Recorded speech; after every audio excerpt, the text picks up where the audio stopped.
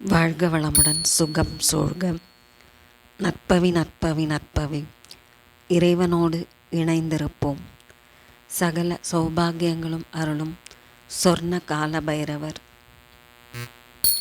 தஞ்சாவூர் மாவட்டம் கும்பகோணத்தில் இருந்து சுமார் 10 கிலோமீட்டர் தொலைவில் உள்ளது திருவிசநல்லூர். இங்கு மகா சொர்ண பைரவி உடன் சொர்ண கால பைரவர் ஆலயம் அமைந்திருக்கிறது.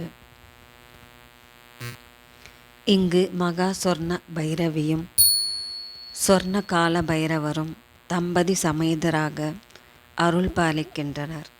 இங்குள்ள ஆலயத்தின் கருவறையில் கற்பக விருட்ச மரத்தின் கீழ் வலது காலை மடக்கி இடது காலை தொங்கவிட்டபடி கால பைரவரும் அவருக்கு அருகில் இடது பக்கம் பைரவி தேவியும் அமர்ந்த கோலத்தில் அருள் பாலிக்கின்றனர். இதுபோன்று பைரவரும் பைரவியும் ஒரே கருவறையில் இணைந்து அமர்ந்தபடி காட்சி தரும் ஆலயம் வேறு எங்கும் இல்லை என்கிறார்கள்.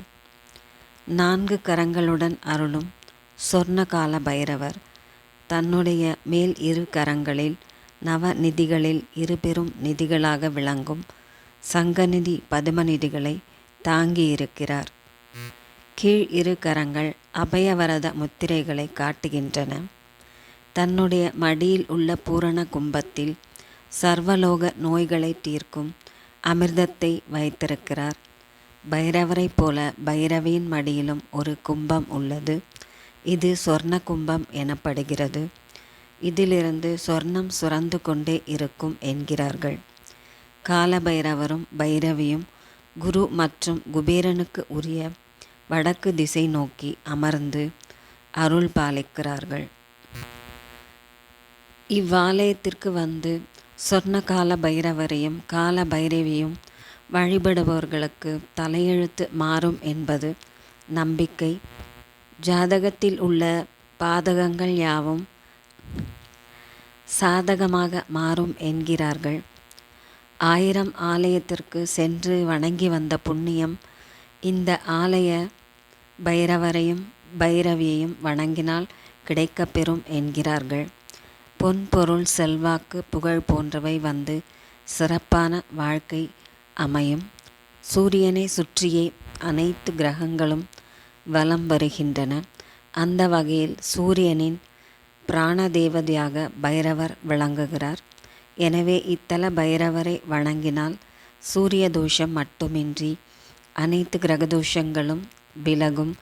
அதோடு அஷ்டதிக்கு பாலகர்களின் அனுக்கிரகமும் கிடைக்கப்பெறும் என்கிறார்கள் பெரியோர்கள். இங்குள்ள வடுக பைரவரை வணங்கினால் கடன் தொல்லைகள் விலகும். இவ்வாலயத்தின் வடமேற்கு மூலையில் அரசு மற்றும் வேம்பு மரத்தின் அடியில் தனிச்சன்னதியில் வரசித்தி வலம்பு விநாயகர் எழுந்தருளியுள்ளார். இவரை வணங்கினால் சர்வ சங்கடங்களையும் தடைகளையும் அகற்றுகிறார். செல்வ வளம் காரிய சித்திகளை அடைவதற்காக ஒவ்வொரு மாதமும் காலபைரவர் அஷ்டபைரவர் சொர்ணாகாஷ்ண பைரவருக்கு கொல்லிமலையிலிருந்து கொண்டு வரப்படும் சிறப்பான மூலிகைகளால் ஹோமம் செய்யப்படுகிறது. ஓம் சொர்ணகால பைரவா போற்றி. ஓம் மகா சொர்ண பைரவி போற்றி போற்றி.